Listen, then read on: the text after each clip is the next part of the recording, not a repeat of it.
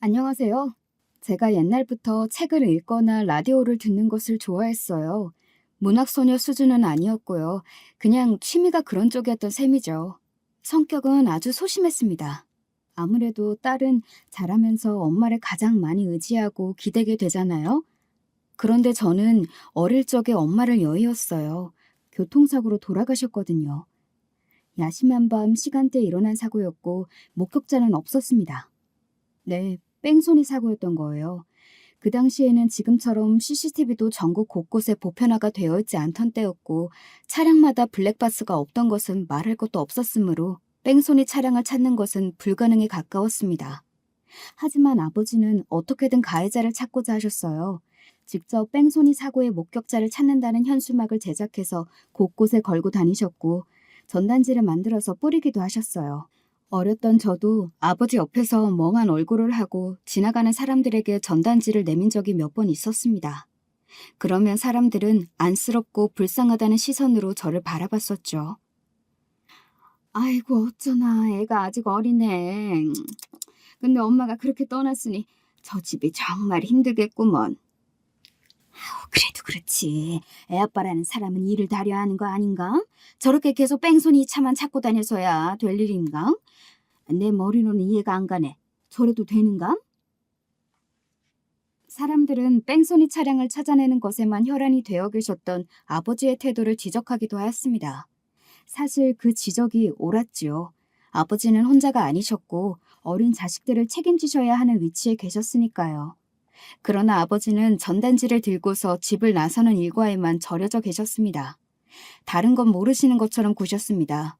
점점 더 그 행위에만 집착을 하시고 광기 어린 모습으로 전단지를 챙기시는 모습에 저는 망연자실했습니다. 그러시는 동안에 당연히 아버지는 일을 나가지 않으셨고요. 그리 오래 지나지 않아서 집에 돈이 다 떨어졌습니다. 배가 고팠고 돈이 없어서 학교에 준비물을 챙겨가지 못한 지가 꽤 되었습니다. 어느 날 집에 고모가 찾아오셨어요. 그러더니 소주를 드시고 널브러져 계셨던 아버지를 발로 차서 깨우셨습니다.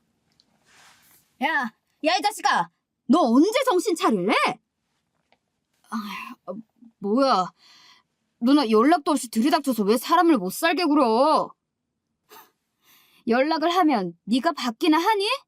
너 왜 이러고 살아? 이러고 살 거면 차라리 죽어! 왜 이렇게 살아서 모두를 힘들게 하느냔 말이야. 너 혹시 믿는 구석이 있어서 그러는 거야? 우리 집안에 돈이라도 혹시 좀 있을까 봐. 그래?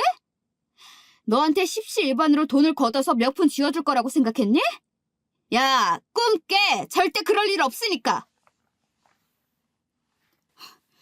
내가 언제 돈 달랬어? 괜히 지랄이야! 야, 이 자식아. 어머니 쓰러지셨어. 엊그제 쓰러지셔서 지금 병원에 계신다고! 뭐라고? 어머니가? 원체 건강이 안 좋으셨던 아버지라면 또 모를까. 너무 건강하기만 하셨던 분이 어머니인데 아니 대체 어쩌다가? 네가 이유를 물어? 감히 네가 지금 이유를 물어본 거야? 네 가슴팍에 손을 얹고 생각해봐 이 자식아. 우리 어머니가 왜 그렇게 되셨는지! 넋이 빠져 계시던 아버지의 뺨을 고모가 세게 후려치셨습니다. 그 광경을 내내 몰래 지켜보던 제가 놀라서 입을 틀어막고 숨을 삼켜야만 했어요. 뺨을 세게 맞고 나신 아버지는 삽시간에 벌겋게 달아오른 당신의 한쪽 볼을 손으로 가만히 매만지시며 눈을 질끔 감으셨습니다. 친할머니께서는 옛날 분이셨고 아들, 딸 차별을 좀 하시던 분이었어요. 그래서 돌아가신 저희 엄마가 아들을 못 낳으신 걸 두고 자꾸만 타박을 하셨고요. 그러신 분이었으니 고모보다는 아버지를 더 당신의 아픈 손가락으로 여기셨음은 불보듯 뻔한 사실이었습니다. 객관적으로 잘났든 못났든 당신의 아프디 아픈 손가락인 아들 자식이 일도 때려치우고 폐인이 되어서 정신을 못 차리고 길거리를 떠돌며 전단지나 하염없이 돌리고 있다는 사실은 친할머니의 가슴을 고통스레 후벼 팠을 것입니다. 내가 이럴 줄 알았으면 애초에 그 결혼을 못하게 했을 텐데. 애미가 부족하고 눈이 못 나서 아들을 고생시키는구나. 내가 내 손으로 아들의 인생을 망쳐놓은 거야. 전부 내가 잘못이야. 그렇게 가슴을 치시며 매일을 통곡하시다가 결국은 기력이 쇠하여 쓰러지셨던 것입니다. 친가도 형편이 넉넉하지 못했지만 형편이 어려운 걸로도 모자라 집구석에 콩가루 밭이라고 할 수 있는 외가보다야 훨씬 사정이 나았습니다.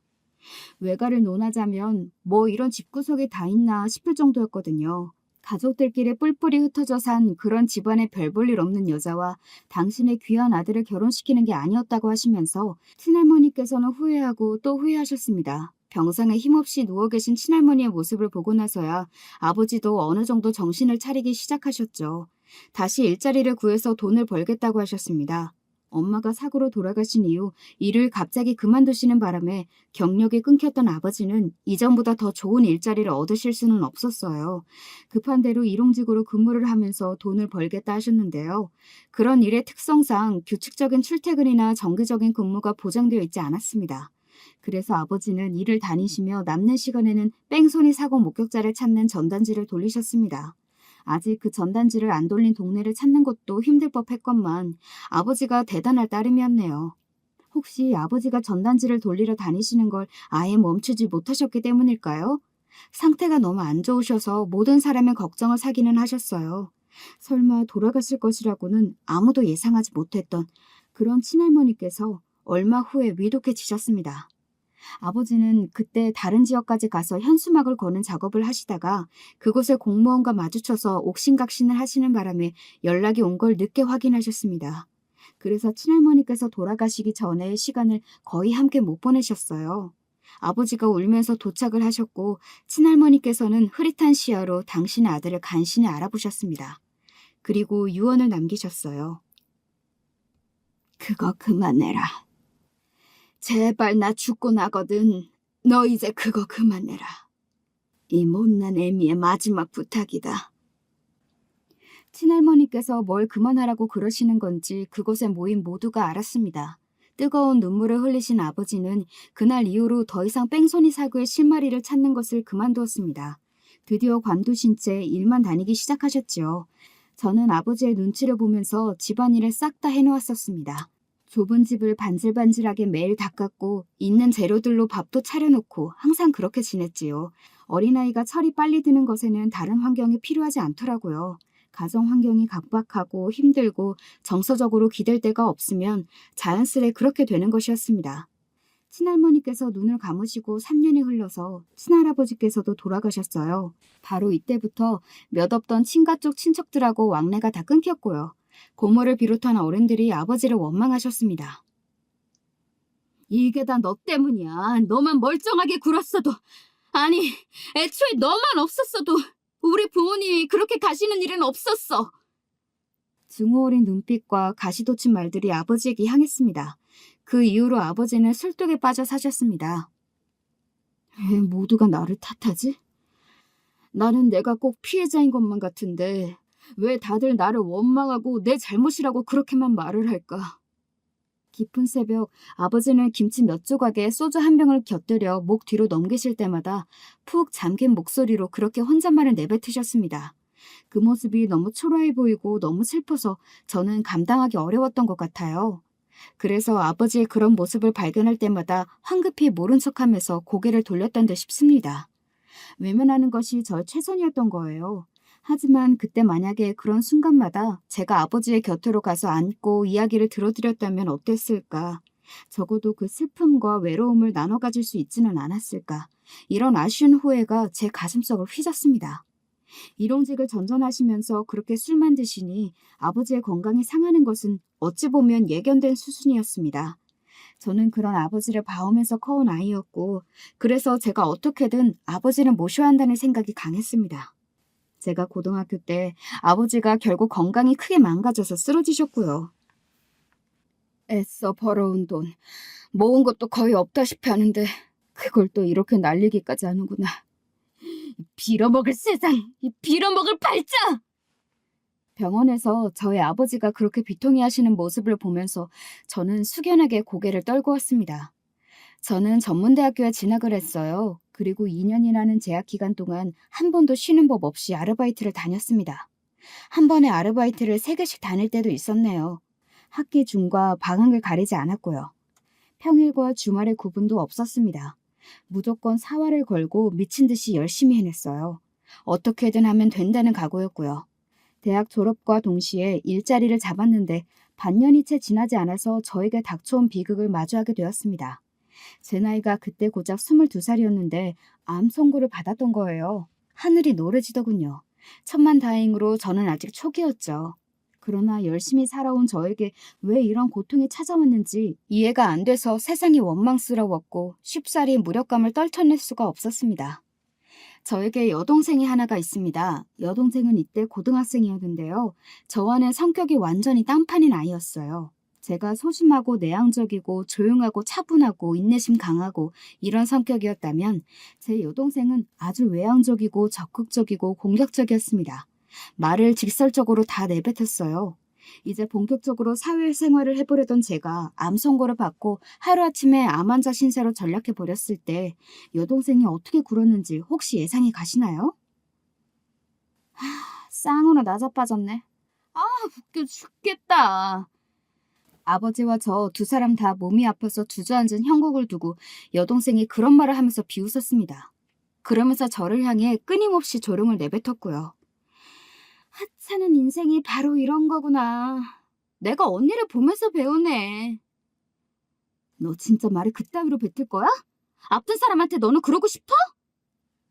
언니야말로 왜 그러고 살아? 비참하고 구질구질해. 차라리 그만 사는 게 나아 보이는데 이쯤에서 그만 사는 게 어때? 내가 진심으로 조언을 하는 거야. 정말 진심으로는 못됐죠? 어떻게 이럴 수가 있나 싶을 정도였습니다. 사람 가슴에 대고 대못을 박으려고 아예 작정을 한 것처럼 보였어요. 그래서 그 당시에 저의 치료가 더딘 감도 있었다고 생각이 들어요. 여동생이 저를 그런 식으로 막 공격을 해대니까 너무 힘들어서 이게 극복이 정말 쉽지 않았거든요. 다 포기하고 삶을 놓아버리고 싶은 순간들도 종종 있었습니다. 그냥 다 포기하면 그게 가장 쉽고 간단하고 편할 것만 같았어요. 아등바등 자꾸만 발버둥을 치는 제 자신이 한심하고 비참하여서 견딜 수가 없었습니다. 그렇게 다 져버리고만 싶어질 때마다 저희 눈에는 아버지가 들어왔습니다. 저만 아픈 환자가 아니었잖아요. 아버지도 편찮으셨으니까요. 누군가는 반드시 아버지를 돌봐드려야만 했습니다. 이런 상황에서 제가 저희 개인 항암치료, 조직검사, 나머지 각종 검사를 비롯한 치료까지 오로지 혼자 다 진행하고 받고 다녀서 너무나도 속상했어요. 오죽하면 병원에서는 제가 보호자가 없는 줄로 생각을 하고 있었습니다. 젊은 사람이라 체력이 받쳐주는 건 다행이지만 역으로 젊기 때문에 암세포가 활발해서 치료가 더 힘든 측면도 있다는 이야기를 들을 때마다 미칠 것 같았죠. 그런 것도 혼자서 다 감당하면서 이를 악물었어요. 그렇게 서럽고 힘든 나날을 보내가며 저는 간신히 버티고 있었던 거예요. 억지로 버티고 있던 저에게 여동생은 비아냥을 멈추지 않았습니다. 대체 언제 뒤질 거야? 그런 비아냥이 들려오면 심장이 철렁 내려앉았습니다.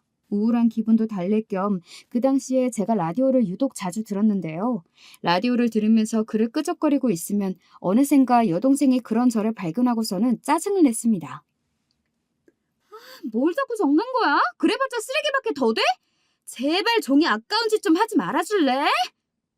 어느 하루는 제가 라디오에서 소개가 된 사연의 내용을 추각해서 끄적거린 종이를 보더니 그걸 박박 찢어버리기도 했습니다. 그때는 저도 정말 화가 나서 분노의 눈물이 맺힌 눈으로 여동생을 바라보면서 따졌어요. 네 더러운 인성을 왜 나한테 자랑하는 거야? 나는 네가 얼마나 못돼 처먹었는지 그게 하나도 안 궁금하니까 제발 나한테 이러는 짓 좀 그만둬. 네가 내 인생에 도움 한 번이라도 줘봤어? 도움이 못 될 망정 왜 나를 방해하고 괴롭히는 거야? 제발 나 좀 내버려둬. 시끄러. 빗따가워. 왜 이렇게 목청이 좋아? 무슨 암 환자가 기운이 이렇게 넘치고 목소리가 커? 아프다는 거 전부 거짓말 아니야?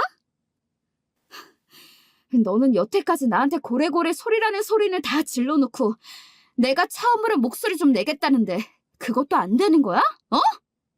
너 똑똑히 들어. 내가 언니고 네가 동생이야. 나한테 그만 까불어.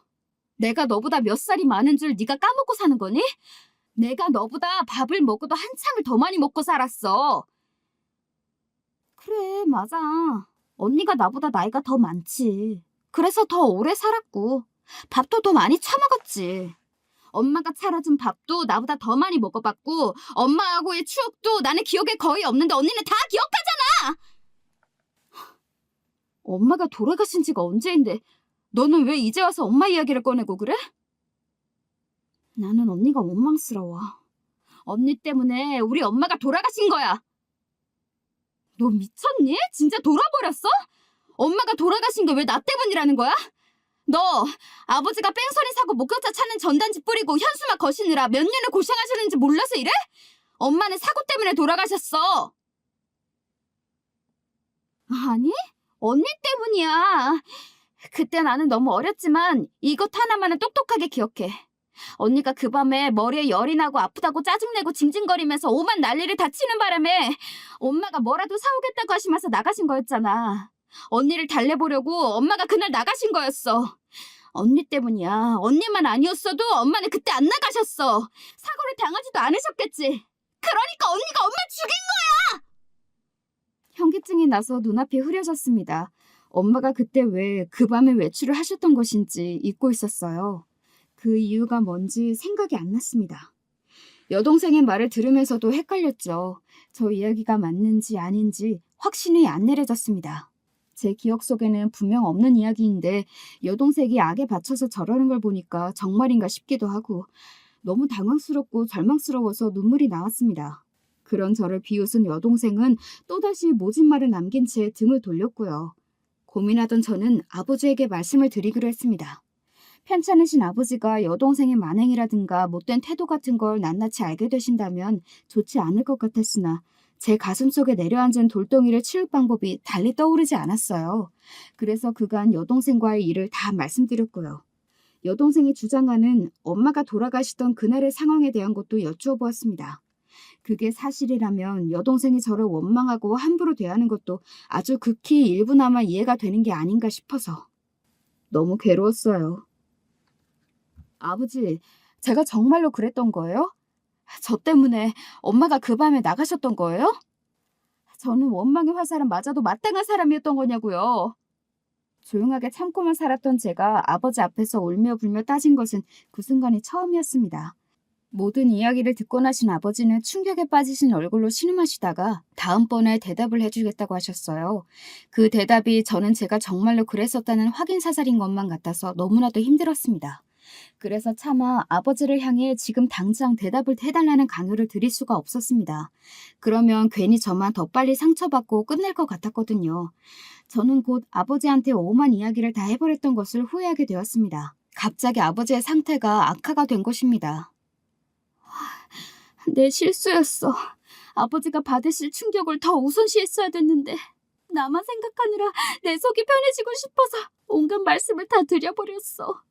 엄마도 나 때문에 그렇게 가셨는데 아버지마저 나 때문에 잘못되시는 거면 정말 어떡하지? 후회와 죄책감에 눈물이 흘렀습니다. 제 몸이 낫는 대신 아버지가 위독해지신 게 나았으면 좋겠다는 생각까지 들었어요. 아버지의 몸 상태가 갑작스레 최악으로 치닫고 난 뒤 몇 주 지나지 않아서 임종을 지키게 되었습니다. 누구를 불러야 할지, 어떻게 친척들을 찾아야 할지, 그런데 부른다고 오기나 할지, 부르는 게 애초에 맞기나 하는 건지 제 머릿속은 뒤죽박죽이었어요. 여동생은 저 같은 게 장녀라서 저희 부모님이 정말 불쌍한 인생이었다고 옆에서 짜증을 냈습니다. 제대로 할 줄 아는 게 뭐냐면서 저를 깎아내리더군요. 아버지가 곧 돌아가실 것 같은 그런 순간이었기 때문에 저는 여동생이 뭐라고 짓거리든 가만히 참았습니다. 그리고 당신의 생이 몇십 분 남지 않았을 때 아버지는 많은 상념이 담긴 눈빛으로 저와 여동생을 바라보시며 가까이 올 것을 원하셨죠. 이 이야기를 해줘야 할지 말아야 할지 한참 고민을 하셨다고 그러셨습니다. 영원히 침묵하며 떠나는 쪽을 선택하려고도 했으나 그러지 않기로 결정을 한 것은 당신이 부족한 인간이라 그렇다고 말씀을 하셨고요. 저는 대체 아버지가 무슨 이야기를 해주시려고 저러나 싶었습니다. 그리고 상상도 못했던 이야기를 듣게 되었습니다. 너 때문이 아니야. 네 엄마가 그날 집을 나섰던 것은 너 때문이 아니었다. 네? 하지만 제가 그 밤에 울면서 때를 썼기 때문이잖아요. 저도 솔직히 어렴풋이 제가 그날 저답지 않게 때를 썼던 것 같은데 그런 기억이 나요. 제가 당황해서 그런 대꾸를 본능적으로 뱉었는데 아버지는 대답을 하시지 않고 제 여동생 쪽으로 시선을 돌리셨습니다. 몇 초간의 침묵이 감동 끝에 그 의미를 알아차리고 소스라치게 놀랐죠. 제가 아니라 여동생 때문이었던 것입니다. 말도 안 돼요, 아버지. 이제 환청길 떠나시는 마당이라서 정신이 오락가락하신 거 아니에요? 엄마는 제가 아니라 언니 때문에 외출을 하셨던 거예요. 언니가 징징거리던 모습 저는 똑똑하게 기억해요. 네 언니는 너를 위해서 그날 때를 쓰며 보챘던 거다. 네가 꾀병을 부렸으니까. 네? 뭐라고요? 꽁꽁 숨겨져 있던 그날의 진실이 드러나는 순간이었습니다. 어렸던 여동생이 꾀병을 부렸습니다. 관심을 받고 싶어서 그 무렵에 자주 그랬다고 해요. 저는 꾀병을 부리는 법이 없는 아이였건만 여동생은 딴판이었던 것이죠. 그날도 전혀 아프지 않은데 꾀병을 부리는 거라는 사실을 부모님은 다 간파하고 계셨습니다. 그런데 제가 여동생이 너무 불쌍해서 편을 들어주었던 거예요. 여동생이 시원한 걸 먹으면 열이 안 나고 안 아플 것 같다고 막 부모님을 졸라댔습니다. 그 과정에서 제가 징징거렸던 것이고요. 여동생은 이 부분만을 머릿속에 담아두었기 때문에 그런 오해를 했던 거예요. 여동생의 극심한 꾀병에 이어서 그날따라 저까지 여동생의 편을 들며 답지 않게 때를 쓰자 아버지는 화가 나셨죠. 엄마는 당신이 밖에 나가서 뭘 좀 사오겠다고 하셨고요. 그래, 아주 당신 마음대로 해버려. 근데 이 시간에 아직 문을 연 가게가 있긴 하겠어? 아버지가 소리를 지르셨고 엄마는 한숨을 푹 내쉬면서 집을 나서셨습니다. 늦어버린 그 시각에 문을 연 곳을 찾으러 돌아다니시다가 사고를 당하신 것이었고요. 아버지는 그 늦은 시각에 당신이 엄마를 대신하여 나가지 않으신 이유가 있었다고 하셨습니다. 여동생 때문에 벌어진 상황이었기에 나서기 싫으셨던 거예요. 여동생을 마음에 안 들어하고 계셨으니까요. 왜냐하면 나랑 피 한 방울이 안 섞였으니까. 내 친자식이 아니니까. 남은 기력을 모두 쥐어짜서 아버지가 그렇게 외치신 순간 저는 너무 놀라서 하마터면 바닥에 주저앉을 뻔했습니다. 여동생은 옆에서 경악에 찬 상태였고요. 알고 보니 여동생이 외삼촌의 자식이었던 거예요. 돌아가신 제 엄마의 오빠 말입니다. 한량이셨던 외삼촌은 그 당시까지 아직 결혼을 안 하신 상태였는데 다방 레지인가 그랬던 여자와의 사이에서 아이가 생겨버린 것입니다. 그리고 그 여자는 태어난 아기를 외삼촌한테 던져두고 며칠 만에 잠적을 해버렸습니다. 외가는 콩가루 집안이면서 남녀 차별도 아주 잘하는 곳이었어요. 딸보다는 아들이었죠. 외삼촌의 아이를 엄마 보고 키우라면서 외가에서 압박을 가했습니다. 엄마는 심성이 여리셨던 분이라 차마 거절을 못하셨던 거예요. 왜냐하면 엄마가 그 아이를 맞지 않으신다면 죄 없는 그 아이는 냉정하게 고아원으로 보내질 운명이었기 때문입니다. 엄마는 아이를 맡겠다고 결정을 내리셨고 아버지는 머리끝까지 열이 받으셨죠. 이혼하니 많이 그런 이야기까지 나왔는데 결국은 엄마의 결정에 따라 그 아이를 둘째로 삼는 것으로 마무리가 되었습니다. 아버지가 내거신 조건은 그 아이를 둘째 자식으로 삼는 대신 이제 영영 외가와 인연을 싹 다 끊는 것이었어요. 외가 때문에 보통 시달리고 신경을 써오신 게 아니었거든요. 그래서 엄마가 당신의 가족들과 인연을 싹 다 끊으셨고 그 아이는 제 하나뿐인 동생이 되어 자라났습니다. 그렇게 내 식구가 되었으나 아버지는 속으로 사실 제 여동생이 외삼촌의 아이가 맞기는 한 건지 싶은 의심까지 품으신 적이 있었다고 하더군요. 외삼촌과 놀아났던 그 여자가 다른 남자와는 그 시기에 놀아나지 않았으리라는 보장이 없다는 게 아버지의 생각이었습니다. 이 모든 진실이 밝혀진 가운데 여동생은 충격에 휩싸여서 결국 바닥에 콰당 소리를 내며 넘어지듯 주저앉고 말았어요. 그렇게 멍한 얼굴로 정신이 나가 있는 여동생의 모습을 보는 건 살면서 처음 있는 일이었죠. 모든 비밀을 안고서 떠나실 작정을 잠시 하시기도 했으나 결국 저를 위해 다 밝히기로 결정하셨다면서 아버지를 저를 보시며 한 줄기 눈물을 흘리셨습니다. 저는 그제야 퍼즐이 다 들어맞는 기분이 들었어요. 어쩐지 친가도 외가만큼은 아니더라도 서로 안 뭉치는 분위기였으나 그럼에도 그 사이에서 저희 집이 유난히 겉돌고 배척을 당하는 느낌을 받은 적이 있었는데 그게 다 이유가 있었던 것입니다. 당신의 아들을 엄마와 결혼시키는 게 아니었다고 친할머니께서 돌아가시던 그날까지도 후회하셨던 이유가 다 있었던 거예요. 그날 그렇게 엄마가 사고로 돌아가시고 아버지가 대체 어떤 심정으로 현수막을 제작하고 전단지를 만들어서 길 위를 떠도셨을지, 얼마나 그 속에 많은 한이 담겨 있었을지 차마 짐작조차 하기 어려워서 저는 뜨거운 눈물만 줄줄 흘려댔습니다. 지난 세월 꽁꽁 숨겨져 있던 진실을 알려주신 후 아버지는 영원히 눈을 감으셨습니다. 저는 아버지를 붙잡고서 죄송하다, 사랑한다 이런 외침을 뱉었으나 여동생은 요지부동이었어요. 영혼이 빠져나간 것처럼 넋이 나간 상태로 내내 무표정이었습니다. 영영 길을 잃어버린 사람처럼 그런 얼굴을 하고 있었습니다. 아버지가 돌아가신 이후 여동생은 저에게 말을 한마디도 걸지 않았습니다. 온갖 시비를 다 걸어대던 모습은 사라졌고 아예 저와 시선도 안 마주치려 하였죠. 서로가 서로에게 유령인 듯 굴었네요.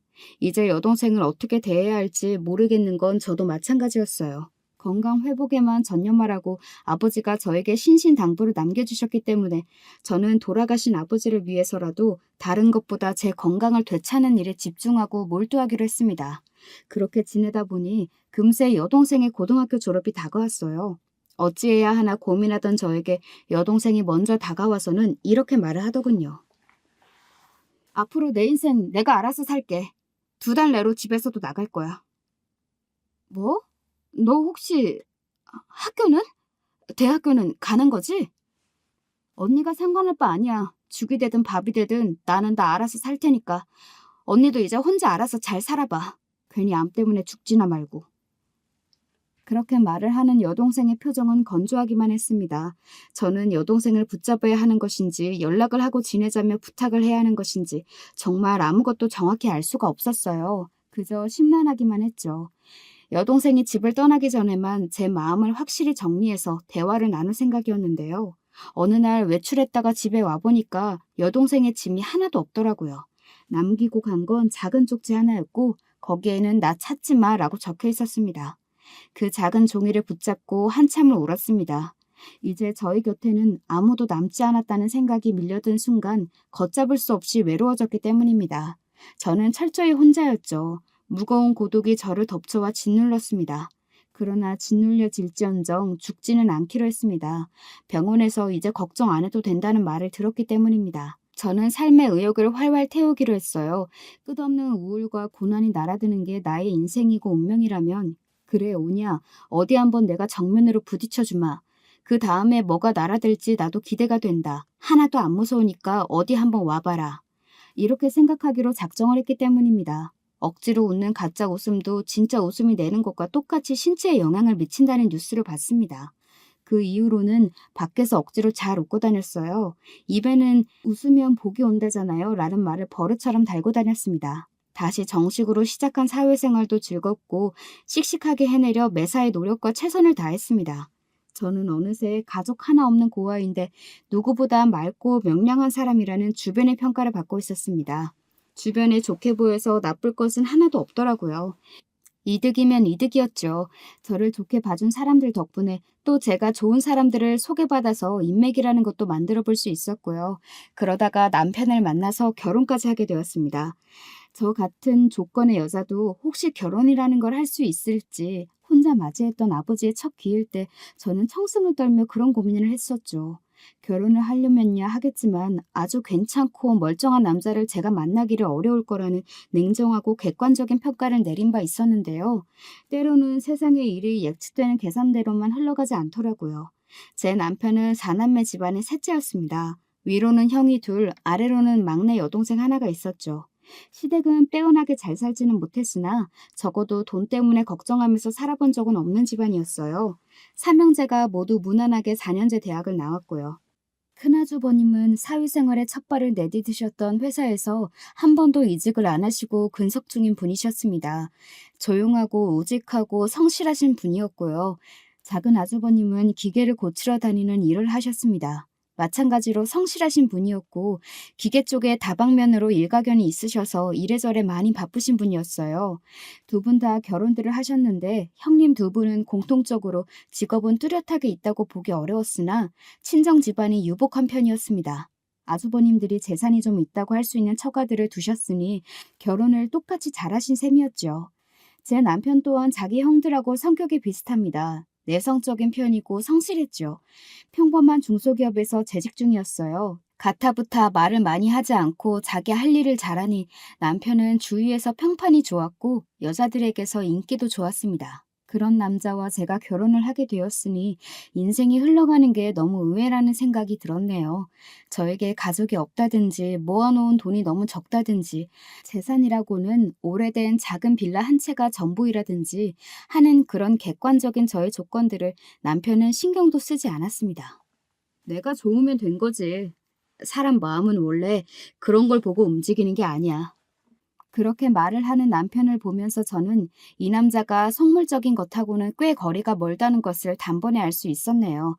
삼형제는 나이 터울도 적어서 한 뭉텅이인데 막내딸인 시누이가 좀 늦둥이었습니다. 그래서 저희 부부가 결혼하던 때에 아직 대학생이었는데요. 놀랍게도 해외에서 대학교를 다니고 있었어요. 그러니까 유학생이었던 것이죠. 집안의 전폭적인 지원을 받았고요. 시누이는 온 가족의 사랑을 받는 막내딸이라고 할 수 있었습니다.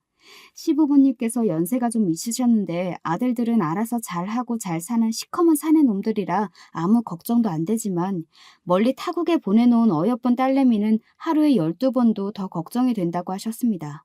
시간 맞춰서 꼬박꼬박 시누이한테 연락을 하시는 게 두 분의 낙이었어요. 아주버님들과 남편 셋 다 어딘가 조용하고 무뚝뚝한 편인데 시누이는 성격이 활발하고 애교도 있는 편이라서 시부모님의 마음이 사르르 녹는 듯 보였습니다. 저는 그런 시누이가 같은 여자로서 너무 부러웠어요. 그래서 시누이를 만났을 때 그 앞에서 솔직하게 말을 했었고요. 아가씨처럼 성격 좋고 공부도 잘하고 집안에서 사랑받고 그럴 수만 있다면 저는 진짜 소원이 없을 것 같아요. 아가씨 너무 부러워요. 그렇게까지 속마음을 투명하게 내보일 생각은 아니었는데 말이 그렇게 나가버려서 혹시 제가 실수한 건가 싶었습니다. 하지만 시누이가 저를 보는 눈이 반짝반짝 빛나기 시작한 거예요.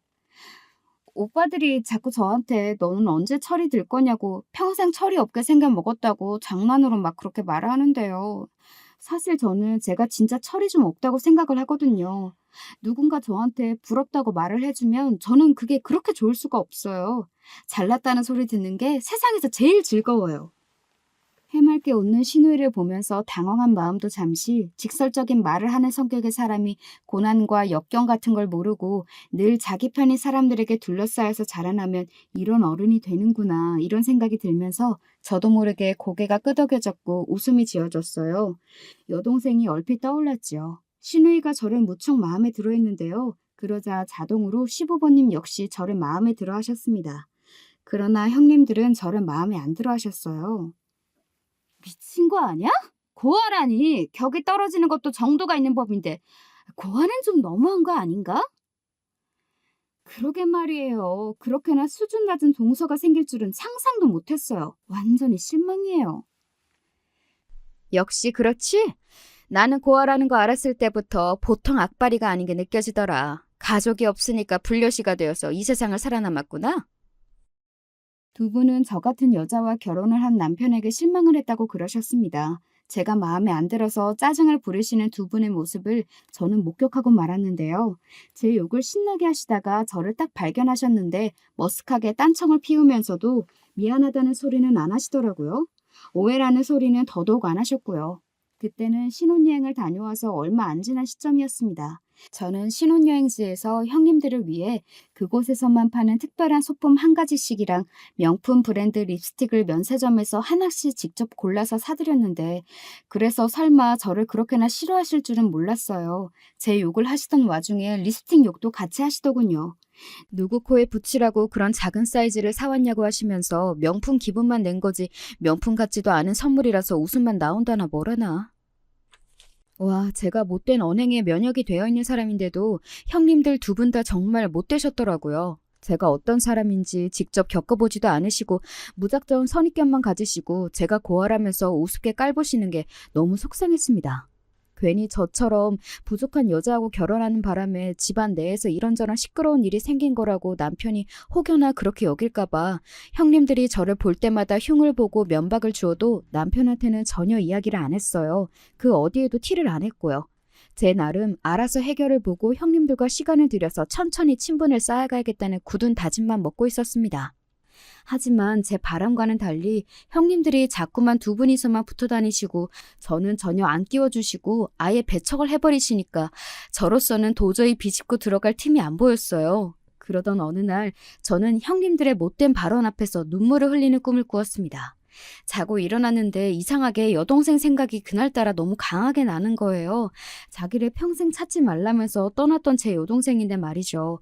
식은땀을 흘리면서 깬 저를 남편이 걱정스레 쳐다봤고 저도 모르게 여동생 이야기를 꺼내고 말았습니다. 찾고 싶다고 했어요. 그리고 여동생이 생각이 자꾸 나는 건 형님들에게 왕따를 당해서 그런 것 같다는 이야기도 솔직하게 꺼냈고요. 남편이 심각해지길래 형님들의 마음은 제가 천천히 열면 될 일이니까 여동생을 찾는 것을 도와달라고 부탁했습니다. 남편이 알겠다고 하였죠. 그날은 자다가 깨서 반쯤은 충동적으로 행동을 그렇게 해버린 것이었기에 하루가 지나자마자 괜히 그랬나 싶어서 후회가 들었어요. 하지만 이미 뱉은 말이었고 남편이 제 여동생을 찾고 있다 아니다 이런 소리를 전혀 안 했기 때문에 저도 괜히 들춰내고 싶지 않아서 가만히 있었습니다. 그렇게 며칠이 흘렀고 저는 제가 적극적으로 형님들에게 다가가기로 결심했어요. 명품 브랜드에서 나온 작은 손가방 2개도 구입하였습니다. 작아서 아주 유용한 가방이었고요. 명품 아니랄까봐 정말 비싸더군요. 제가 들었던 적금을 만기에 해지한 걸로 구입한 것이었어요. 남편의 손은 안 빌렸습니다. 만반의 준비를 하고서 집으로 형님들을 초대하였어요. 저희 초대에 2분 다 시큰둥해 하시길래 드릴 선물이 있다고 이야기를 꺼냈더니 갑자기 태도를 바꾸시며 그럼 한번 놀러 가겠다고 그러셨지요. 맛있는 다과상도 준비를 해서 형님들을 맞이했습니다. 마지못해 왔다는 기색으로 못마땅해 하는 표정을 2분 다 지으신 채 커피만 홀짝 드셨고요. 저는 제 진심을 담아 형님들과 잘 지내고 싶다는 뜻을 밝혔어요. 형님들에게 잘 보이고 싶어서 제 딴에는 최고로 좋은 선물을 준비해봤는데요. 마음에 드실지는 모르겠네요. 명품 브랜드 로고가 그려져 있는 쇼핑백 2개를 앞으로 건넸습니다. 2분 다 내용물을 확인하시고는 일단 눈이 커지더라고요. 저는 속으로 뿌듯했고 씩 웃었습니다. 바로 그 순간 큰형님이 표정을 확 굳히시는 거예요. 이런 걸로 사람을 회유하려고 들다니. 우리가 이런 선물 하나만 받아도 홀라당 넘어갈 거라고 생각했다는 뜻이네? 우리를 뭘로 본 거야? 우리가 겨우 그 정도 수준의 사람들로 보여? 네? 아니요, 저는 그런 생각을 한 건 아니고요. 그냥 좋아하실 것 같아서 준비했을 뿐이에요. 눈 동그랗게 뜨면서 할 말은 다 하고 그러면서 은근슬에 순진하고 어리숙한 척도 하고 아주 바쁘시겠어. 저는 그냥 순수한 마음에서 이러는 것인데 대체 왜 저한테 이렇게까지 가혹하신 건지 정말 모르겠습니다. 속상해서 그런 말이 나갔고 그러자 큰형님이 저를 아주 괘씸해 죽겠다는 눈빛으로 노려보시더니 자리에서 벌떡 일어나 부엌 벽면에 걸려있던 주방 가위를 가져오셨어요. 저는 영문을 몰라 어리둥절했고요. 아직도 눈만 동그랗게 뜨겠다 이거지? 잘 봐도 되도 않는 뇌물의 최후가 어떤 건지. 큰형님은 그렇게 말씀하시면서 제가 선물로 드린 가방의 손잡이를 가위로 싹둑 자르셨습니다. 제가 놀라서 비명을 지르던 그때 현관문이 열리면서 남편이 들어왔어요. 그리고 형님들이 와 계신 것과 제가 울상이 된 상황을 쳐다봤죠. 큰형님은 가방을 가위로 자르신 직후에 자세로 굳어 계셨고요. 상황 파악을 마친 남편의 얼굴에 열이 오르기 시작했습니다. 이게 뭐 하는 짓이에요? 도를 지나치셨습니다. 남편이 외치자 형님들은 당황하시더니 저를 얄밉다는 듯이 흘겨보셨어요. 이런 상황마저 제가 불려시처럼 주도했다고 착각이라도 하시는 모양이었습니다. 뭔가 오해가 있는 것 같은데요. 저쪽에서 먼저 대들었어요. 아랫사람이 싸가지 없게 굴면 교육 좀 할 수 있는 거죠. 맞아요. 제가 증인이에요. 그리고 이거 지금 여자들의 일이에요. 여자들 일에는 원래 남자가 끼어드는 거 아니랍니다. 형님들이 저를 모함하시는 것에 헛웃음이 나왔습니다. 제가 너무 어이가 없어서 남편에게 억울하다는 눈빛을 보냈어요. 그런데 남편이 한숨을 푹 내쉬면서 다시 현관 쪽으로 가는 게 아니겠어요? 그러자 형님들은 남편이 저를 두둔하지 않는다고 생각을 하셨는지 표정들이 의기양양해졌고요. 저는 남편이 왜 저러는지 몰라서 당혹스럽던 바로 그때였습니다. 그럼 나는 여자니까 끼어도 되는 거죠? 금방 다시 모습을 나타낸 남편의 뒤에 웬 여자가 함께였는데요. 바로 제 여동생이었어요. 저는 비명 섞인 울음이 튀어나갈 것 같아서 입을 틀어막았습니다. 당황한 형님들을 향해 남편은 멀리 떨어져 사느라 소식을 못 주고 받으며 살았다고 하면서 제 여동생의 소개를 자연스럽게 했습니다. 뭐? 동생이라고? 천의 고아에다가 가족은 아무도 없는 줄 알았는데 이게 뭐야? 근데 동생이라면서 하나도 안 닮았네? 저쪽은 분위기가 장난이 아닌데? 놀란 형님들이 중얼거리시면서 제 여동생을 쳐다보셨죠. 몸매가 드러나게 딱 붙는 원피스를 입은 여동생은 화려한 화장과 방금 샵에 다녀온 듯한 물결진 머리카락을 늘어뜨리고 있었습니다. 그리고 명품 가방을 들고 있었죠. 심상치 않은 카리스마를 풍기고 있는 여동생 앞에서 본능적으로 형님들은 마른침을 삼키셨습니다. 그리고 여동생은 지체 없이 선빵을 날렸어요. 성큼성큼 다가와서 그 명품 가방으로 형님들의 머리통을 차례로 후려친 거예요. 제가 놀라서 기절할 뻔했고요. 뭐야 이거? 미친년 아니야? 아야, 사람을 때리다니. 당장 고소할 거예요. 형님들이 소리를 지르셨지만 여동생은 오히려 호탕하게 웃었습니다. 고소? 그래, 해보세요. 어디 실컷 해보라고. 그랬다가는 법보다 주먹이 가깝다는 말이 뭔지 내가 몸소 체험하게 해줄 테니까. 아, 내가 주먹을 쓰겠다는 건 아니고 내 남자친구가 주먹 자랑 좀 해줄 거예요. 환한 미소를 지으며 명품 가방에서 휴대폰을 꺼내든 여동생이 화면을 켜서 형님들의 눈앞에 들이밀었습니다. 휴대폰 액정에는 여동생이 자기 남자친구랑 찍은 사진이 있었는데 딱 봐도 보통 사람은 아닌 게 틀림없는 외양의 남자가 여동생의 옆에 붙어서 폼을 잡고 있었어요. 길 가다가 마주치면 자동으로 눈을 내리깔게 만드는 카리스마를 지닌 그런 외모이더군요. 형님들의 안색이 삽시간에 창백해졌죠. 여동생은 갑자기 미소를 싹 거두면서 말했습니다.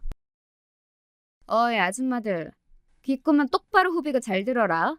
한 번만 더 우리 언니 못살게 괴롭혔다가는 내 손에 진짜 죽을 거야. 나는 한다면 한 사람이야. 더 이상의 경고는 없어. 다음에 걸리면 바로 내 손에 죽어. 어설프게 못된 년들은 진짜 백이 못된 년 앞에서 길을 못 폈습니다. 형님들이 정신없이 고개만 끄덕였어요. 그리고 주랭랑을 쳤습니다. 저는 믿을 수 없다는 눈으로 여동생을 바라봤고요. 웬 언니 남편이라는 사람이 나를 찾길래 무시할까 싶었는데 솔직히 평생 안 보고 살 자신까지는 없더라. 나중에 내가 먼저 찾아가면 자존심 상하니까 차라리 이때 그냥 못 이기는 척 구는 게 나을 것 같았어. 당장 딸 하나 설 생각까지는 없었는데 언니가 동서들을 잘못 만나서 마음고생을 하고 있다는 이야기를 들으니까 갑자기 열이 확 받아서 내 다리가 움직이더라. 스트레스 받으면 안 되잖아. 그러다가 괜히 또 아프면 어떡해?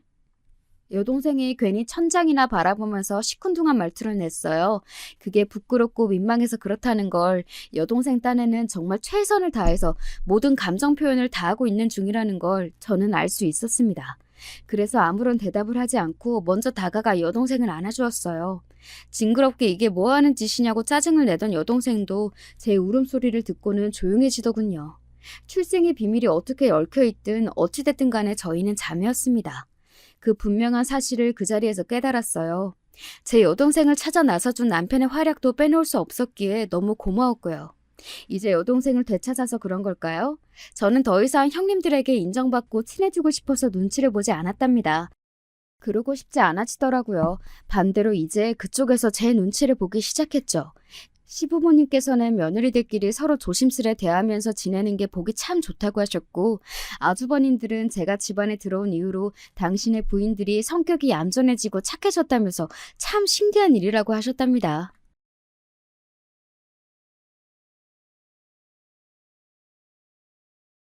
안녕하세요. 저도 슬슬 갱년기에 접어들어가는 건지 작은 일에도 화가 나고 참기 힘들어진 것 같아요. 40대가 돼서 그런지 아님 화날 만한 일이 많아서 그런지 이젠 헷갈리네요. 전에 어디 유튜브 영상 보니까 자식 키우고 시집살이하고 남편만 보고 사셨던 분들이 그렇게 억울해하고 한이 많다고 하시더라고요. 근데 왜 저는 벌써 이 나이에 그 마음을 알 것 같을까요? 이 모든 근원지라고 볼 수 있는 게 바로 제 남편인데요. 이 사람은 저랑 나이는 비슷하지만 아주 귀하디 귀한 막내 아들로 태어났죠. 자그마치 위에 누나들이 4명이고요. 그저 주구장창 아들 낳을 때까지 그렇게 낳으셨다네요. 큰 신우가 이 부분에 대해 엄청 불만이 많았어요. 용철이 저놈은 순전히 시대 잘 만나서 그리고 우리 자매들 때문에 혼자 꽃가마 타고 다녔지. 솔직히 말하면 엄마도 불쌍하지만 나는 나이 먹을수록 우리 엄마가 안 불쌍하고 그냥 미워. 올케 앞에서 이런 말 할 건 아니지만 말이야. 누님, 그렇게 말할 게 있어? 내 마누라도 있는데 앞에서 그런 말은 좀 자제하셔. 내가 뭐 누나들만 득시글거리는 집에서 태어나고 싶어서 태어났나? 엄마가 왜 안 불쌍해? 아버지 잘못 만나서 그렇게 부지깽이 매번 피해 다니며 힘들게 사셨는데 자식들이 불쌍히 안 하면 누가 엄마를 챙겨? 그런데 참 저는 이래서 시댁 식구들이 나란히 모이는 분위기가 싫더라고요. 꼭 이런 식으로 화제가 흐르고 언성 높아지고 누구 하나 울고 누군 취해서 싸우는 그림이 만들어지거든요. 우리 남편은 막내고 사랑 많이 받았으면서 누나들한테 맞춰줄 것이지 절대 한마디도 안 지는 타입이었어요. 봐라 봐. 이놈 자식 말하는 뻔세 좀 봐라. 네가 엄마 아버지한테 먹을 거 입을 거 다 쳐누려 놓고 누나들 앞에서 그렇게 주름 잡고 싶어? 얻어먹은 거 많으면 니나 실컷 엄마 불쌍히 여기면서 죽을 때까지 효도해라. 안 말린다. 누님 말 다 했어? 맨날 이런 식이야. 이러니까 엄마가 누나들만 만나고 오면 화병이 나고 체하고 며칠 날아눕지. 어휴 속사납네 진짜. 이렇게 되면 신우들도 한둘씩 일어나면서 인상을 쓰고 자리를 빠지는 거죠. 근데 이땐 분위기가 남달랐던 게 막내 신우가 절 부르더니 이렇게 말하더라고요. 올케, 이번에 큰언니 분위기가 심상치가 않아. 언니도 엄청 벼르고 왔어. 엄마랑 용철이 둘 다 뒤엎는다고 하는 걸 우리가 한창 말렸어. 그런 개싸움 안 되려면 한동안 얼굴들 안 보는 게 낫겠다. 옳기는 말이 통하는 사람이니까 이렇게 말하는 거야. 암튼 우리 슬슬 일어날게. 그러면서 파하는 분위기였고 남편은 화가 나서 자기 누나들 배웅도 안 하더라고요. 그런 남편을 보면서 신우들은 주절주절 욕 비슷한 소리들을 하고 어머니는 진즉 취해서 안방에 아주 뻗어버리셨어요. 하지만 그 뒤치다거리를 하는 제가 이 그림 안에서 제일 불쌍한 등장인물 아닐까요?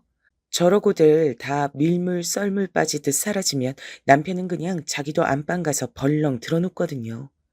하여간 누나들만 만나면 이렇게 속에서 열불이 더 올라와. 당신 벌써 상 다 치웠어? 주전부리로 먹을 만한 거 다시 조그맣게 차려와. 엄마 일어나시면 한 잔 더 하게. 이런 얘기를 들으면 전 이제 속에서 불이 막 올라오는 거예요. 예전엔 저도 고분고분한 새댁 시절이 있었고 그때야 세상 순하게 다 맞춰졌죠. 먹고 싶으면 당신이 차려 먹어.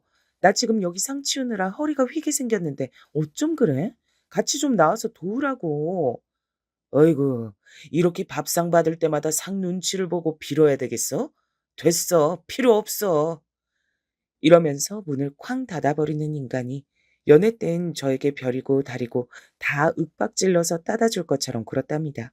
하지만 지나보니 알겠더라고요. 결혼하고 난 뒤 두고두고 사람 피를 말리는 인간이었단 걸요. 앞서 말한 저런 일들이 몰아치고 난 뒤 이후로 명절이라든지 가족 행사가 되면 신우들은 전부 손을 떼버렸어요. 말했잖아 옳게. 난 이제 엄마네 안 가. 엄마랑 영 끊었어. 용철이 보고 알아서 엄마 잘 모시라 그래. 내가 엄마 때문에 그놈한테 별소리를 다 들은 거 생각하면 진짜 그 녀석 똥기저귀 갈아주면 나도 못 가는 데야 그놈은 보내고 얼마나 서름을 당했는데 웃기지도 않아. 큰 신우나 작은 신우나 그 밑은 더 볼 것도 없고요. 행사에 대해 의논 전화를 하면 하나같이 제 남편 욕만 기차게 해대더라고요. 그러면서 끝은 약속한 것처럼 이렇게 맺는 거예요. 난 몰라. 올케가 그냥 알아서 해. 하기 싫으면 안 해도 돼. 우리 엄마 엄청 대세서 오래오래 살면서 올케 괴롭힐걸. 암튼 난 이제 모르는 일이니까 그런 걸로 연락 안 해도 돼. 이런 식으로 발 쓱 빼버리면 전 뭐 하고 싶어서 하나요? 자기들도 말은 딸이라서 차별당했다고 하지만 딸보다도 못하고 시댁 강아지 맛도 못한 존재가 며느리 아니던가요? 저도 하기 싫어 죽겠는데 신우들이 발을 빼니 제 일만 많아지는 거예요. 와, 진짜 누님들 한 명도 안 온다나? 미쳤네, 미쳤어, 진짜. 낳고 키워준 정도 모르는 것들 같으니라고. 그런 말 할 때가 아니고. 그래서 이번에 명절엔 어쩔 거야? 어머님 계속 음식 어쩌고 뭐 많이 해야 된다는데 형님들도 안 온다는데 그렇게 할 필요 없잖아. 그러면 남편은 걷다 대고 속 터지는 소리를 하더라고요. 무조건 엄마가 하자는 대로 해야지 뭐. 그래야 성이 풀리는 분인데. 누님들 안 오니까 엄마는 얼마나 서운하겠어. 그렇게라도 기분 풀어드려야지. 이러면서 남편 역시 저에게 떠맡겼고 저는 수년을 그렇게 해오다 결국 골마 터지게 됐죠. 나 올해는 그렇게 못해. 어머니랑 그 산더미 같은 음식들 반년째 냉동실에서 썩지도 않고 가득 찰 그 음식들 같이 못 만들어. 나 명절 지나고 제사 지나면 알아눕고 못 일어나는 거 알지? 하여간 난 이제 빠질 거야. 남편은 제 말에 기가 막힌다는 듯 쳐다봤고 그래도 제가 너무 강경하게 나오니까 좀 놀란 것 같긴 하더라고요. 그래서 저는 정말 겨우겨우 결혼하고 박씨 집안 시집와서 시달렸던 그 모든 일을 이제사 제 손에서 놓게 되나 보다 했어요. 친정엄마도 놀라셨고요. 네 시어머니한테도 그렇게 말했다고? 아이고, 참 세상이 변하긴 변했다. 난 아무리 못 같은 시어머니라고 해도 그렇게 바른 말은 못했어. 니들은 참 편한 인생 산다. 애초에 이런 걸로 눈치 보고 해야 되는 게 너무 이상한 거야, 엄마. 낳아준 엄마도 못하는 짓을 왜 남의 엄마한테 해줘야 되는데. 암튼 이제 완전 손 털어야지. 하지만 이게 무슨 날벼락 같은 일이냐고요. 우리 시어머니 갑질 생명력이란 참 징글징글하게도 길더라고요. 무슨 말인가 하면 어떤 계기가 생겨버려서 놓지 못하게 됐다는 거예요. 이것도 남편이 전화해줘서 알았고요. 저기, 들었어? 엄마 다치셨대. 음식 서빙하고 나르다가 미끄러졌나 봐. 그 번화가 쪽 식당 있잖아. 쉬엄쉬엄 일하면서 다닌다는 곳 말이야. 어휴, 거기 사장님한테 전화 와서 기절할 뻔했다니까 진짜. 아, 우리 어머니가 글쎄. 남편이야 뭐 자존심에 쉬엄쉬엄 알바하듯 다니시는 거라고는 하지만 사실 엄연히 생계 때문에 식당에서 일하는 것이거든요. 아버님 돌아가시고 마땅한 재산도 없고 돈을 좀 헤프게 쓰시는 분이라 여유가 없어요. 암튼 거기서 생활비를 버셨어야 했는데 다치셔서 일자를 잃게 되신 거예요. 아니나 다를까 어머니는 진짜 아주 죽을 날 받아둔 사람처럼 한탄을 하시더군요. 큰일 났다. 큰일 났어. 이걸 어쩌면 좋냐고. 허리도 이 모양 돼서 이렇게 누워 있어야 하고 다들 나이 때문에 안 써주는 걸 거긴 그나마 나보고 젊어 보인다고 계산 빠르다고 시켜준 건데 이제 뭐하고 사냐. 자식들 다 시집 장가 보내고 남아있는 건 연립 하나뿐이고 아이고 못 살아 진짜. 이렇게 얘기를 들으니 어머니에겐 슬픈 소식이긴 하지만 전 어쩔 수 없이 머리가 막 굴러가는 거예요. 어휴, 아프신 어머니 뒤치다꺼린 또 아무도 안 알아들겠지. 연로하신 노인네에게 생긴 사고 특성상 미루고 빠질 수도 없겠지. 이런 거 말이에요. 저의 이런 염려는 하나도 오바스러운 게 아니었고 정말 한치도 엇나가지 않고 그대로 들어맞았죠. 엄마 저렇게 아프셔서 어떡하지? 움직이지도 못하시고 생활비도 이제 부족하시고 맨날 괜찮다고는 하시지만 솔직히 먹고 사는데 지장 많으실 거야. 누님들이 도통 한 명도 엄마를 돌볼 생각을 안 하잖아. 그래서 말인데 뭐 혹시 나한테 뭐 어떻게 하라고 부탁할 건 아니지? 나도 슬슬 이제 일 시작해야 돼. 나 이미 제사도 그렇고 이것저것 다 손 안 대고 나오고 싶단 말이야. 그러자 남편은 역시나 예상한 대로 아픈 노인네 상황을 들어가며 막 화를 내더라고요. 그럼 엄마를 저렇게 놔두잔 거야? 당신 진짜 너무하다. 70 가까운 노인네가 다쳐서 밥도 못 얻어먹고 집에서 저러고 있는데 그걸 그냥 놔두고 잠이 와? 난 안 된다니까. 형님들한테 말을 하라고. 그 많은 핏줄들 놔두고 왜 나한테 자꾸 이래? 당신은 우리 친정에 뭐 얼마나 관심 있는데? 이러면서 우리의 싸움은 깊어졌지만 이상하게 남편이 물러날 기미를 안 보이더라고요. 그러면서 냉전이 하루 이틀에서 쭉 이어지고 하필 이때 우리 친정 행사도 있어서 더 불편했어요. 결국 제가 먼저 말을 걸어야 했고 이래저래 말을 트게 됐는데요. 거기서 남편은 충격적인 말을 했답니다. 와, 아니, 우리 친척 언니 결혼식 하나 가주는 거면서 어떻게 거기서 이렇게 거래할 생각을 해? 내 남편 자리로 가는 거 하나가 그렇게 생색낼 일이야? 뭐? 이거 가줄 테니까 어머니를 우리 집에 모시자고? 아, 당신은 말을 진짜 정 떨어지게 해. 내가 언제 거래를 하겠어? 그 친척 처형 결혼식 갈 건데 가는 김에 할 말이 있다고 했던 거잖아. 나 어제 엄마 들여다보고 왔는데 정말 장난도 아니야. 냉장고 꼴도 말도 아니고 그 집 정리하고 우리 집에 모시는 것도 나쁘지 않잖아. 저는 이 말을 들으니까 하늘이 노래지더라고요. 일단 가족 행사가 있으니 어찌저찌 다녀왔지만 가서도 애가 보채고 울어대고 남편은 저한테 바라는 게 있어서인지 우리 가족한테도 능글맞게 인사를 엄청 해대는 거 있죠. 결국 돌아오는 차 안에서 저는 암만 생각해도 이건 아니다 싶어 선을 그었습니다. 모시는 건 못하겠다 진짜. 그건 정말 안 돼. 어쩌다가 나보고 들여다보라고 하면 그것까진 할 수 있을지 몰라도 암튼 함께 사는 건 안 돼. 나는 우리 친정엄마라도 그렇게 못 살아. 저는 엄청 고민하고 고심하며 말을 했는데 정말 의외였던 게 말이에요. 남편이 예상은 했다는 듯 그렇게 험악한 표정은 아닌 거예요. 웬일로 순순히 받아들이겠다는 건가 했는데 와, 더 험난한 현실이 기다리고 있었답니다. 어떤 일이 있었을 것 같으신가요? 아마 뭘 상상해도 그 이상일 거예요. 당신 그렇게 말할 줄 알았어. 그래서 나도 방법을 생각해 봤는데 노인네 저렇게 혼자 둘 순 없고 당신도 싫다고 할 거고. 그러고 뜸들이는 게 점점 좀 쎄한 거예요. 기다려봤더니 세상에 전 너무 놀래서 턱이 빠질 듯 입이 벌어졌어요. 이 200만 원? 어머니?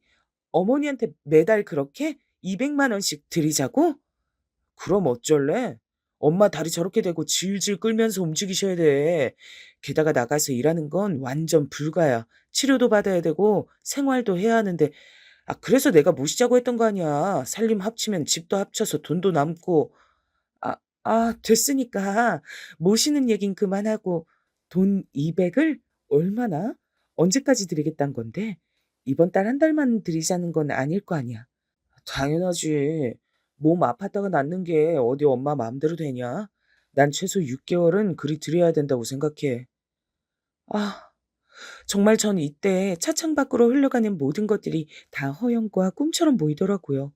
우리 형편에 자그마치 1200만 원을 반년 만에 나눠서 어머니께 드리자니. 당시 우리 집은 대출도 많았고 얼마 안 있음 학교 갈 아이를 두고 너무 부담스러웠어요.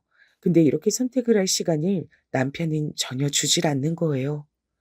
난 이미 마음 굳혔어. 엄마 집 가서 혼자 고생하시는 거 보니까 그 정도도 못 드리는 게 자식이 맞나 싶더라. 게다가 같이 살게 되면 당신이랑 어머니 부딪힐 게 뻔하고 그거 보고 사느니 그냥 이렇게 무리해서 얼마 용돈으로 도움드리는 게 나을 것 같아. 이미 본인이 이렇게 결론을 다 내버렸고 경제권도 거의 남편에게 있으니 저에겐 선택지가 없었어요. 제가 계속 싫다는 표정을 지었더니 그럼 모실 거냐면서 버럭 화를 내니까요. 매달 용돈 드리는 자리에 당신도 같이 갔으면 좋겠어. 가서 엄마 어떻게 하고 계시는지 들여다 좀 보고 자꾸 우리 누님들 얘기 꺼내서 일 복잡하게 만들지 말고 당신은 며느리로서 도리만 하면 되잖아. 이때는 저도 마땅히 반박할 말이 없어서 그냥 있었고요. 아무튼 그 뒤로 어머니께 몇 번 용돈 드리러 갈 일이 있었지만 저렇게 말해놓고 막상 안 부르더라고요. 어머니한테 간다지 않았어? 나랑 이준이도 같이 가야 되나? 갈 때 뭐 죽 같은 거 사가면 되려나? 반찬 좀 해둔 거 있긴 한데. 근데 남편은 의외로 그냥 혼자 간다는 거예요. 저야 뭐 따라갈 필요 없어서 좋긴 했어요. 됐어. 당신 어차피 엄마한테 가는 거 귀찮을 거 아니야. 나 혼자 다녀올 테니까 반찬은 따로 싸줘. 나중에 전화나 드리던지. 말 맞다나 저도 솔직히 가고 싶지 않았어요. 전 어머니한테 개인적으로 받은 상처가 있고 어머니는 진짜 말이 세신 분이거든요. 가서 잔소리 들을 생각하니 이렇게 남편 건너서 전달하고 끝내고 싶었어요. 당시엔 저희 아빠도 돌아가신 지 오래되지 않았고 저희 엄마도 꽤 허전해하실 때였는데요. 저는 저희 친정엄마한텐 자주 갔었는데 이걸 남편이 꼬집어 뭐라고 하더라고요. 당신은 장모님한텐 그렇게 밥 먹듯 드나들면서 우리 엄마한텐 전화는 해봐? 반찬이나 몇 가지 띵 만들어주고 너무 안 들여다보는 것 같다. 어휴, 시집살이는 진짜 남편이 다 시킨다고 엄청 간섭질을 하더라고요. 저도 이런 상황이 반복되다 보니 고민이 커졌고 이전에 그만뒀던 직장 언니에게 상담을 했어요. 저 복직하긴 이미 시기가 늦었고 비슷한 계열 회사로 면접 봐서 들어가려고 하는데 언니는 어떻게 생각해요? 집에만 있으니까 자꾸 남편이 무시하는 것 같고 제 인력이 남아돈다고 생각해요. 이걸 자꾸 시댁에 쏟아붓길 바라더라고요. 이준이는 친정 엄마나 누구한테 맡길 수 있는 거야? 그것만 해결되면 빨리 일하는 게 나아. 남자들도 여자가 일한다 그러면 나중에 본인이 기댈 거 생각해서 함부로 못 하거든. 사실 이 무렵 때 남편이 저한테 은근슬쩍 맞벌이를 권유하기도 했었기 때문에 저도 약간 오기가 생겼어요. 나 이제 일 시작할 거야. 예전에 알던 직장 언니가 두어 곳 소개시켜 줬었는데 면접 한번 봐보려고. 그래, 잘 생각했어. 당신도 이준이 저만치 컸으니 당연히 일할 때가 됐지. 나도 혼자 벌어서 생활하는 거 좀 버겁고 부담됐지. 집에 있으면서 나만 바라보지 말고 당신도 이제 슬슬 일해. 참, 이런 대화를 하고 나니 전 괜시리 좀 서글퍼지더라고요. 여기까지 제 얘기를 들어주신 분들이 볼 때 우리 부부 사이에 어떤 애정 같은 게 느껴지시긴 하시나요? 그냥 정말 어떤 기업체를 운영하는 것처럼 뭔가 목적을 갖고 그게 달성되기 위한 퍼즐들처럼 맞물려 사는 것 같아요. 전 시댁 문제만 아니었어도 남편이랑 무던히 잘 지냈을 텐데 이 사람은 애 낳고 난 뒤부터 자꾸 어떤 역할들을 강조하더라고요. 암튼 저는 이후로 새로이 취업을 했으나 뭐랄까요? 정말이지 우리나란 아이 낳고 일하는 여자에게 좋은 환경은 아닌 것 같아요. 같은 여자건 아니건 결혼을 하고 안 하고에 따라서 이해도도 너무 떨어지더라고요. 우리 애가 아파서 제가 잠깐 휴가를 냈는데 그 다음날 같은 부서 여직원들이 뒷담을 하더라고요. 난 이래서 애 엄마들이 싫어. 앞서 그만둔 그 아줌마도 툭하면 애 아프다고 연차 쓰고 친정엄마가 봐주신 거 갚아야 된다고 가족여행 간다고 휴가 불쑥 내질 않나. 아, 이번에 새로운 아줌마도 저러고 있는 거 보니까 진짜 결혼하기 싫어진다. 아, 짜증나. 화장실에서 이런 소리를 듣고 깜짝 놀란 저는 나중에 조용히 사무실로 돌아가 못 들은 척 했어요. 근데 앞서 제 욕을 하던 그 여직원이 아무렇지 않게 생글생글 웃으면서 말을 걸어오더라고요. "애기는 괜찮아진 거예요? 앞으로 혹시 불편한 일 있으면 미리 말씀해 주세요. 저희 다 맞출 수 있거든요. 마음고생하셨겠어요. 요거 드세요." 그러면서 뭐 사탕 같은 걸 주고 가는데 사람이 너무 앞뒤가 다르게 느껴져서 무섭더라고요. 그 부분을 집에 와서 남편에게 토로했는데 전 남편의 반응에 더 스트레스를 받았어요. 아, 뭘 그런 걸 갖고 그렇게 일일이 기분 나빠해. 그냥 참고 다녀. 당신처럼 경력 뚝 잘라진 사람 다시 불러다가 200씩 주고 쓰는 거 당연한 일 아니야. 그 여직원들 대학 멀쩡히 나오고 거기 근속하면서 착실히 급여 올린 애들 아니야. 당연히 흠잡을 게 눈에 보이고 싫겠지. 아, 여보, 내가 뭐 대단한 말을 바랬어? 나 간만에 직장 들어가서 이렇게 일하기 시작했는데 그냥 내 역성 좀 들어주고 그러면 안 돼? 그렇게 징징대는 거 들어줘서 뭐가 달라지는데? 맨날 징징거리는 횟수만 늘고 양만 늘어갈 뿐이야. 그리고 당신이 돈 버는데 도움 하나도 안 돼. 빨리 차가운 현실 깨닫고 버티는 수밖에 없어.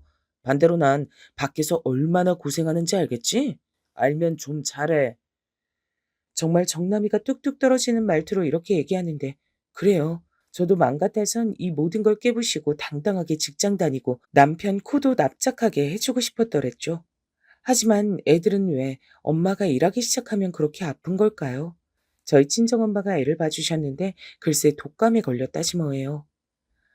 아까 소아과 데려갔더니 독감이래더라. 나랑도 뭐 격리하는 게 좋을 거랬는데 나도 옮은 것 같아. 아, 나부터 누가 머리를 때리는 마냥 아파가지고 힘들어 죽겠다. 이준이도 5일은 어린이집 못 가고 격리해야 된단다. 어떡하면 좋냐 이걸. 결국 저는 이걸로 실랑이를 벌이고 어떻게 막아보려고 하다가 친정엄마가 폐렴까지 확장돼 입원하시면서 제 손으로 사직서를 내게 됐습니다. 남편도 이땐 한숨을 푹푹 쉬며 어쩔 수 없겠다며 포기를 하더군요. 별 수 없지 뭐 어떡해. 그리고 아 참 당신도 시간 되면 엄마한테 좀 다녀와 줄 수 있어? 아니, 아니. 그 장모님 돌봐드리고 시간 되면 가달란 얘기야. 내가 지난달 첫 주인가 가고 엄마한테 못 갔거든. 반찬 혹시 먹을 만한 거 있으면 좀 갖다 드려줘. 솔직히 기분 좋은 제안은 전혀 아니었는데 저도 어머니 댁이 너무 안 가보긴 했거든요. 그래서 저희 엄마 드릴 거 한 번에 만들 겸 휘리릭 반찬을 4~5가지 정도 했어요. 그래서 재빠르게 어머니께 갔는데 전 여기서 꽤 충격적인 얘기를 듣게 됐답니다. 네? 아니 저기 어머니 300만 원씩 받으셨다고요? 누구요? 어머니 아들이요? 그러자 어머니는 아주 눈에서 하트가 쏟아져 나올 것 같은 표정으로 답을 하시는 거예요. 전 기막혀 죽겠는데 말이죠. 그럼 우리 아들이 최고다 진짜. 딸년들이라고 눈 감고 지 엄마 등쳐먹을 생각만 하지. 자식 역할하는 건 우리 아들밖에 없어. 내가 아주 식당에서 일하면서 넘어져서 닥치기도 했지만 그 옆에 애들 기싸움에 밀려서 그만둔 것도 있는데 아무튼 다달이 이렇게 받으니 우리 아들 덕분에 호강하지 뭐냐. 이날 어머니가 접어들고 진짜 거짓말 안 하고 한 4시간을 본인 얘기만 떠들어대셨어요. 듣자 하니 다리 다쳐서만이 아니라 거기 아줌마들이랑 싸우고 사이도 안 좋으셨더만요. 그 기에 눌려서 그만두신 걸 남편은 왜 그렇게 불쌍하게 말했던 걸까요? 게다가 어머니는 모르시는 게 없으시더라고요. 아 참. 그리고 너 일 그만뒀다면서 우리 용철이 혼자 벌어 300씩 주긴 힘들 건데 웬만하면 니도 좀 버티지 그랬나? 세상에 쉬운 일이 어딨어? 가슨 아들이 너 보고 애 엄마라고 욕한다고 쪼댔다며? 그리고 이준이도 아프고 사돈도 아프고 하니 어쩔 수 없었다지만 그래도 좀 참아보지. 돈 200이 어디서 쉽게 나오나? 이야, 어머니고 남편이고 제가 벌어서 나오는 돈에 서로 눈독을 들이고 있었더라고요. 제 사정이 뭐고 어떻건 간에 전혀 상관도 안 하고 딱 한 달 받았던 월급 200을 그렇게들 서로 아쉬워하는 거예요. 하지만 제 안은 여전히 의문이 있었고 집에 돌아와서 곧장 남편에게 따졌어요. 300만 원이라니? 나한테 200 드린다고 하지 않았어? 우리가 어디서 그런 여윳돈이 있어.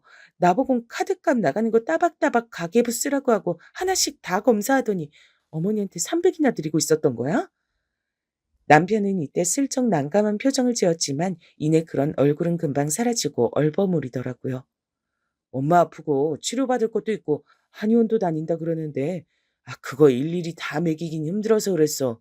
6개월만 드리는 거고 그리고 뭐 내가 당신한테 피해 끼친 건 없잖아. 당신이 번 월급 달라고 하기로 했어. 뭘 했어. 내가 번 돈 내 엄마 준다는데 그렇게 기분 나빠? 저는 이 대화를 통해 제가 얻은 건 없다는 걸 알았지만 이상하게 기운이 쭉 빠지더라고요.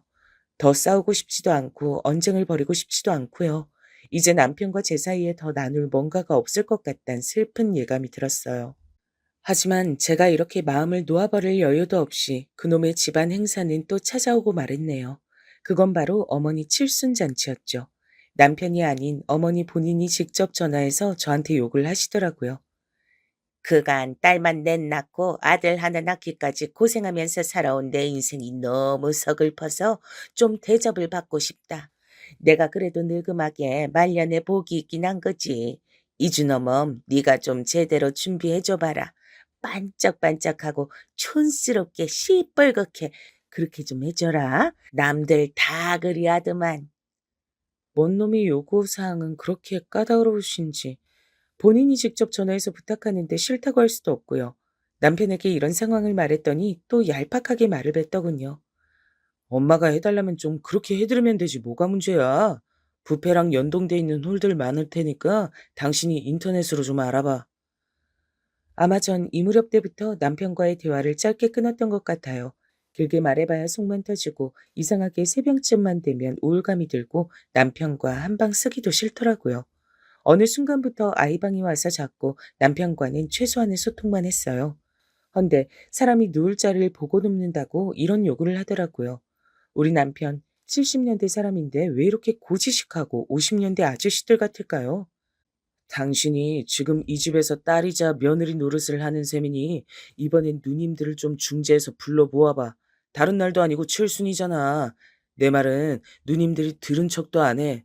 같은 여자니까 당신이 뭐라 얘기 좀 해봐.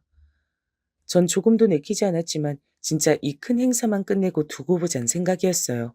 하나씩 시든 일도 끊고 무슨 일이 있어도 거들지 않겠다고 다짐을 했었더랬죠.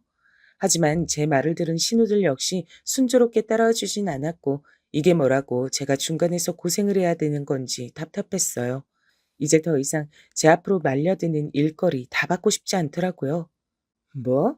나보고 알아서 하라고? 나 지금 지난주도 대전 갔다 오고 다음 준 중국 가야 돼. 내가 가고 싶어서 출장 다니는 거 아닌 거 알지?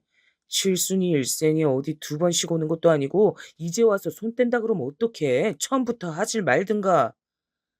그러더니 제 교통 아닌 표정을 보고 자기도 좀 긴장이 됐나 봐요. 이상하게 갑자기 달래기 시작하더라고요. 다른 날도 아니고 칠순이잖아. 우리 엄마 어린애처럼 그날만 손꼽아 기다린다고. 이번만 잘 좀 넘어가 주라. 내가 이번에 중국 가서 장모님 선물도 같이 사올 테니까 당신도 그걸로 장모님한테 생색 내고 아무튼 서로 잘하고 살면 좋은 거지 뭐. 어? 누가 보면 제가 이 말에 혹해서 다시 손댄 줄 알겠지만 전 이걸 통해서 완전히 마지막으로 시댁 업무를 끝내고 뿌리를 다 뽑아버리고 싶었어요. 그러고 칠순 일주일을 앞두고 무려 저는 독감에 걸리게 되어 엄청 아팠거든요. 하하. 근데 남편은 이때도 손이 발이 되도록 빌더라고요. 여기 약 좀 사왔어. 나도 애도 마스크 다 끼고 있으니까 당신도 안 옮기게 조심하고. 아니 또 옮기 시작하면 계속 수건 돌리기도 아니고 고생하니까 하는 말이야. 암튼 좀만 힘내. 연락은 나도 돌릴 테니까. 결국 자기 엄마 칠순 무더니 좀 준비해 달라고 저러는 거였죠. 그래서 어찌저찌 저도 수행 맞아가며 나았고 칠순도 뭔 정신인지 모르게 초대 가수까지 섭외해서 끝냈답니다. 근데 행사가 끝날 그날 저녁 말이에요. 그나마 저랑 말귀가 통했다고 생각하는 막내 신우로부터 전화가 왔어요. 그리고 저한테 곧장 따지기 시작하는 거예요. 옳게. 좋은 날 애쓰고 고생 많아서 나도 그냥 좋은 말만 해주고 싶은데 내가 우리 남편한테 면이 도통 안 서서 말이야. 우리 남편이랑 나랑 힘껏 수고비도 져주고 했는데 어째 이 시간이 될수록 용철이랑 얽힌 인사 한마디가 없어? 손님 초대해놓고 그러면 안 되지. 네? 수고비, 그게 무슨 말씀이신지 저흰 받은 게 없는데. 저는 일단 끊고 뭔가 이상해서 곧장 남편에게 물어봤는데 이렇게 말하는 거예요. 아, 난 뭔 얘기인지 모르겠어. 아까 누님이 주는 거 받긴 했는데 그대로 다 어머니 드려버렸어. 아휴, 그냥 다들 직통으로 저 빼고 얘기하면 안 되는 건지. 그래서 저도 막내 신우에게 얘기했는데요. 괜히 박씨 집안 사람들이 아니었어요. 진짜 말군형이 안 통하더라고요. 난 엄마랑 연 끊은 지 오래야. 어디까지나 옳기는 수고했다고 돈 쥐어준 거라고. 남편 간만에 처가 행사 데려가서 돈 크게 쓰게 했는데 면이 안 서잖아, 진짜. 계속 투덜대고 짜증난다는 신우 때문에 결국 아직도 독감에 여독이 남아 몽롱한 제가 별로 말도 안 나눠본 막내 신우 남편에게 전화해서 직접 감사 인사를 했었답니다. 남편한테 말하니까 괜히 지 매형만 욕하더라고요. 얼굴 한번 안 비추다가 딱 한 번 와서 돈 좀 썼다고 그 더럽게 생색내네 진짜. 어휴, 다시는 얼굴 안 봐야지 진짜. 그러면서 저는 정말 그 어떤 공도 치아받지 못하고 그렇게 칠순을 흘려보냈죠. 저만 열심히 제주 넘고 돌고 뛰고 재롱부린 셈이 됐습니다. 그리고 얼마나 지났을까요? 제가 시댁 따라다니느라 정신없던 사이 저희 친정엄만 그 무렵 우울증을 극복하기 위해 새로 취미를 가지셨는데요. 바로 산악회 모임에 들어가시더라고요. 이번에 여기서 다 같이 지방으로 놀러 가기로 했어. 딱 한 번 금방 다녀왔는데 진짜 너무 재밌는 거 있지. 나이 먹어 자식들한테 데려달라 하기도 좀 그렇고 우리 또래들끼리 길론 밝고 똑똑한 사람들이랑 같이 다니니까 너무 좋아. 그 말에 저도 크게 안도했고 엄마 가시는 편에 용돈도 얼마 챙겨드렸답니다. 근데 어쩜 이렇게 일이 꼬이는 건지요. 이렇게 쭉 쓰면서 느끼는 건데 제 인생은 굴곡 없인 그냥 못 흘러가나 봐요. 자꾸 어디선가 텅텅 걸리는 것 같네요. 왜냐면 무던히 1박으로 놀러 가신 듯 했던 엄마가 다치셨단 연락을 받은 거예요. 나 별거 아닌 줄 알았는데 큰 병원 가보려잖아. 엄마 원래 무릎이 말썽이긴 했고 아유 수술해야 될 거라는데 이 나이에 수술은 겁난다 진짜. 아 나 어떡하면 좋니? 엄마 얘기를 듣고 놀라서 남편에게 애를 맡기고 곧장 엄마에게 달려갔고요. 그렇게 병원 오가는 사이 생각보다 상황이 나쁘단 걸 알게 됐어요. 엄마 많이 심각한 것 같아. 무릎 수술해야 된다는데 몇백 든다고 하더라고. 갑자기 그렇게 훅 나갈 돈은 없을 텐데 엄마도. 전 이렇게 말했고 당연히 이 부분에선 남편이 어느 정도 반응을 할 거라고 생각했어요. 적어도 장모님을 안쓰러워하거나 저의 기분을 거두는 말 정도는 할 줄 알았죠. 근데 이 인간은 멍하니 TV 뉴스만 보고 있는 거예요.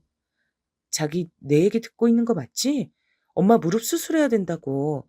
나도 맞벌이 시작해서 쭉 일했으면 이런 얘기 안 하고 내가 해결하는데 알다시피 그만뒀잖아.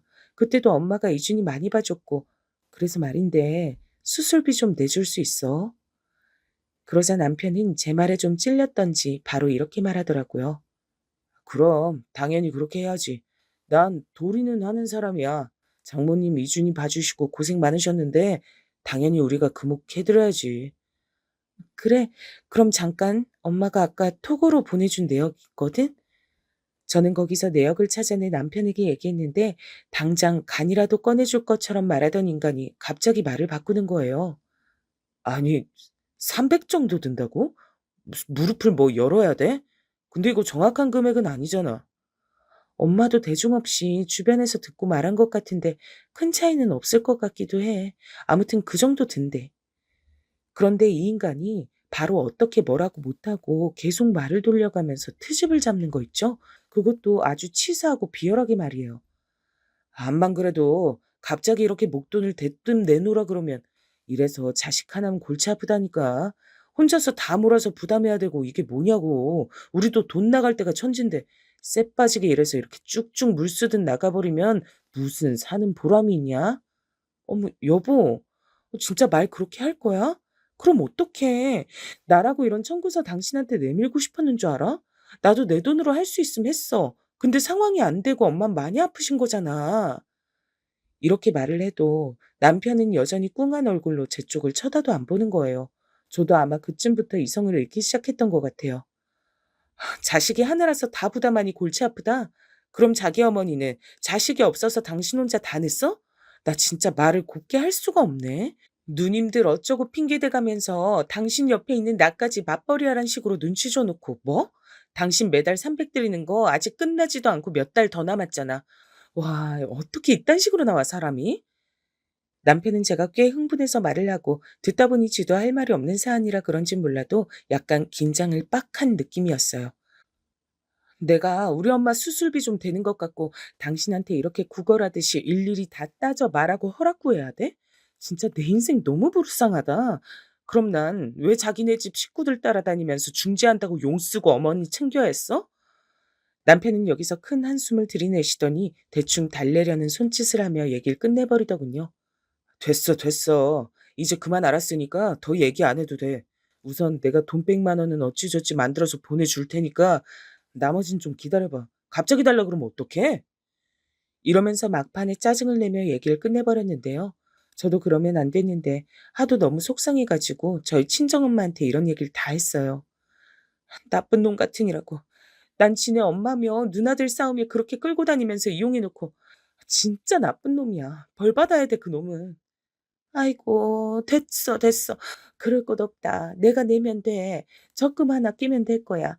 급하게 돈 나올 구석이 아예 없는 건 아니니까 괜히 나 갖고 둘이 싸우고 그러지 마라. 각자 가족들 갖고 싸우는 거 제일 볼성사나운 거야. 전 그러고 싶은 생각은 없었는데 한사코 엄마 본인이 내겠다고 하고 정말 이러지도 저러지도 못하고 복잡한 중이었는데요. 제가 잠깐 애 데리러 어린이집 간 사이 엄마는 전화를 하신 거예요. 너 공연이 내 수술비 갖고 박서방이랑 싸우고 그러지 마. 엄마 그런 걸로 사위 덕 보고 그러고 싶지도 않고 하나도 안 필요해. 딸 사위 싸워가지고 그거 결제해주면 내가 치료하면서 뭐 마음 편하겠어? 전혀 신경 쓸 거 없으니까 걱정 마. 와, 급기야 엄마가 이렇게 알아서 하게 됐고 남편은 나중에 집에 돌아와서 돈 얘긴 아예 다 까먹고 있더라고요. 저 보자마자 한 얘기가 이거였더라고요. 내가 계속 생각해봤는데 암만 해도 그때 막내 누나 그러고 간 거 마음에 좀 걸려. 그때 자기가 대신 전화해서 매형한테 인사했고 나는 매형이 너무 얄미워서 모른 척했는데 사실 누나는 아무런 죄가 없잖아. 일단은 겸사겸사 그냥 밥이나 먹자고 당신이 전화 좀 해봐줘. 엄마한텐 내가 아까 전화해보니까 엄마도 같은 생각인가 봐. 뭐라고? 나 지금 무슨 말인지 이해가 안 가는데? 아, 참. 이게 뭐 그리 어려운 얘기라고 길을 내매. 간단하게 말해서 그냥 막내 누나네 부부랑 우리 부부, 엄마랑 다 같이 갈 만한 한식당 좀 알아나 봐. 나도 적당히 인터넷으로 찾아볼 테니까. 전 여기서 들고 있던 물잔을 콱 내려놓고 남편을 놀아봤어요. 내가 지금 막내 형님 어쩌고 한 얘기를 못 알아들어서 되묻는 것 같아? 진짜 뻔뻔하고 배려 없다, 당신. 나랑 요압 전에 뭔 얘기하다 끝났는지 생각도 안 나나 봐. 그러자 남편은 그제서야 눈알을 굴리는 듯 하더니 진짜 얼굴에 느낌표가 그대로 뜨는 것 같더라고요. 이제 생각났어? 우리 엄마 아픈 걸로 그렇게 옥신각신해놓고 아예 뇌에서 다 지워버렸나 보다. 내가 당신 엄마 그렇게 대하면 가만 안 있을 거면서. 남편은 제 말에 멍낀 놈이 성낸다고 찔려서 버럭 소리를 지르는 거예요. 아니, 장모님한테 내가 뭐 특별히 뭐가 어째서 일부러 그런 거겠어? 나도 우리 집 일하다가 깜빡한 것뿐이야. 알려주고 다시 물어보면 되지 말을 그따구로 하냐 너는? 저는 이날만큼은 그냥 넘기고 싶지 않더라고요. 그냥 그대로 몰아붙였어요. 이게 지금 깜빡하고 자시고 이해받을 일이야? 어? 우리 엄마 수술하려고 돈 얘기 나왔던 거잖아. 나보고 얼마 돈 100만 원이라도 먼저 보내준다더니 종일토록 연락도 없었고 내 얼굴 보자마자 또 네 식구들 뒤치다꺼리 맡기려고 그랬지? 결국 우리 엄마 돈으로 냈어. 어떡할래? 이 말을 하면서 저는 몸이 절로 부르르 떨려왔는데 남편 놈은 찔리니까 막 더 화를 내면서 절 궁지에 몰려고 하더라고요. 진짜 나쁜 놈이에요. 내가 일부러 그랬어? 그랬던 증거 있어? 아, 각자 자기 식구들 생각하느라 까먹을 수도 있지. 그러는 넌 네가 평소 뭐 얼마나 우리 가족한테 잘했다고 큰 소리야. 내가 일일이 가르쳐서 시키지 않으면 절대 안 움직이는 게. 그거 수술비 좀 장모님이 내셨다고 그렇게 억울해 미치겠냐? 이때부터 저는 눈을 부릅뜨고 남편에게 시선을 뗄 수가 없었어요. 어쩜 이런 인간이 다 있나 싶었으니까요. 그리고 막말로 "너 자꾸 엄마들끼리 비교하는데 그럼 나는 왜 당신 엄마 수술비를 당연히 대야 하는 건데? 돈 나 혼자 버니까 아주 물줄기가 나한테 다 솟아나는 것 같아? 말하면 다 나오는 줄 아나. 너 저번에 뭐라 그랬어? 칠순 때 우리 엄마 챙기는 거 말했더니 뭐? 효도는 셀프로 하는 거라고? 그런 개소리나 하던 게 너 아니야?"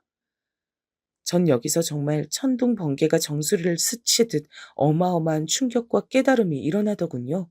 곧장 자리에서 일어나 남편을 똑바로 쳐다봤어요. 셀프? 맞아. 좋다. 내가 그렇게 말했었지. 그럼 우리 이제 그쪽으로 가자. 어때? 각자 부모님께 잘하고 셀프로 효도하고 효도한 만큼 본인 부모님한테 받아먹으면서 각자 인생 살자고. 이 말에 남편은 이해가 잘 안 됐는지 다시 되묻는 거예요. 전 그 자리에서 이것저것 짐을 챙기고 그대로 현관을 나가며 말했어요. 혼자 실컷 셀프로 네 엄마한테 효도하면서 사랑 많이 받고 살아. 거긴 내가 들어갈 구멍 아니니까 난 나간다. 당신이랑 더 할 말 없고 당신이랑 살기 싫어. 말 걸지 마 이제. 그러고 나가버렸고 엄마 수술하고 집에 오시기까지 한 2주간을 엄마네에 붙어 있었어요. 여기서 애 어린이집 보내고 중간에 남편 없을 시간에 몰래 집에 가서 남은 짐들을 조금씩 덜어왔는데요. 결국 더 길어지는 걸 못 참고 남편이 쳐들어왔죠. 애 어린이집 하원에서 들어오려는데 저희 친정 입구 앞에 남편이 장승처럼 눈을 부릅뜨고 있더라고요. 당신 진짜 이딴 식으로 할 거야? 애 데리고 나가서 뭐 하는 짓이야? 하도 장모님 어쩌고 하니까 내가 직접 전화도 못 드려보고 참았어. 알아서 적당히 하고 기어들어왔어야지. 지금 장난해? 당신 지금 우리 엄마 집 안에 있는데 그렇게 소리 지를 거야? 우리 집이 우스워? 아니, 당신이 지금 이런 상황을 다 만든 거 아니야. 이게 내 탓할 일이야? 전 그대로 애만 들여보내고 다시 현관에서 말했어요. 이혼하자. 나 당신이랑 이제 그만하고 싶어. 내가 일주일이고 이주일이고 안 들어가는 데는 다 이유가 있는 거지. 들어가서 다시 살 것 같았으면 왜 나왔겠어? 나 생각 많이 해봤는데 암만 생각해도 당신이랑 사는 거 손해야. 그만할래. 뭐 잘못 먹은 것도 아니고 왜 그런 소리를 하는 거야 지금. 웃기지 좀 말아줄래? 이혼은 무슨 씨나라 까먹는 소리를. 남들이 여기저기서 주제 넘게 이혼 소리 해대니까 당신도 뭐 맘만 먹으면 할 수 있는 건 줄 알았어? 장모님 수술비도 없어서 나한테 깽판치다 나가버린 주제에 이혼 같은 소리 하고 앉았네. 뭐? 내가 왜 이혼을 못하는데? 남편은 제 말을 더 듣지도 않고 뒷짐을 지고 한숨만 팍팍 쉬어대더니 빨리 나오라는 거예요. 됐고 서로 힘 빼지 말고 애도 그만 고생시키고 장모님도 불편하게 하지 말고 나와. 당신만 똑바로 하면 모두가 행복해. 뭔 말인지 알지? 어이가 없네. 언제부터 그렇게 우리 엄마를 걱정했는데? 뭐?